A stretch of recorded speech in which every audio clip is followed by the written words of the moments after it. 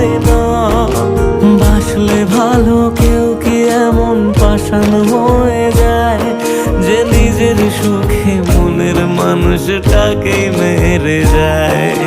হায় রে বোকা মন আমার, শুনলি না বারণ, আবার প্রেমে মজলি রে তুই কেন কারণ? পিয়া পিয়া